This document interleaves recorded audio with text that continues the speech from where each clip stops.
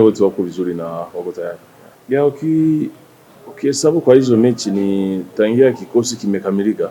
Unajua mwanzo tulikuwa na shida ya kosa wachezaji, baadhi ya wachezaji, so tangu wote wamepatikana na tangu tumekuja hapa Arusha, kwa hiyo tumeseto kidogo tukaanza kuandaa timu. Kwa hiyo ni hicho kimefanya kuona kuna mabadiliko na imani kama kimesema itakuwa ni muendelezo wa kazi tumeshaanza kufanya. Ni wapinzani kwenye ligi, unajua kwenye ligi ni wanatafuta bingwa, na nikienda kwa swali lako, wao wanaitwa bingwa mtetezi. Kwa hiyo wanafahamu sana kuwa bingwa.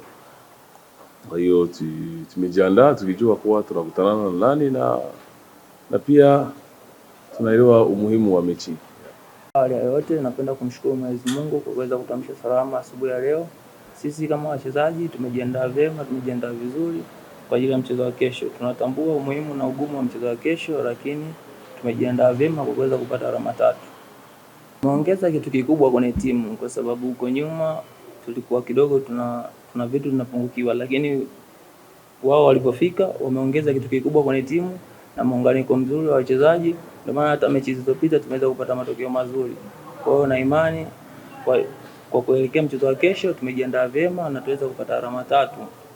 Yote kwa yote tunapenda kuwakaribisha mashabiki zetu waweze kujitokeza kwa wingi katika mchezo wa kesho, waweze kutupa support. Baada ya kutocheza mechi ya Simba, tumerudi uwanja wa mazoezi kugeuza plan ambao tutatumia kucheza na Yanga, na vijana wote wapo, hakuna shida yoyote. Tuna imani kuwa kwa baraka za Mwenyezi Mungu tunapambana kupata pointi.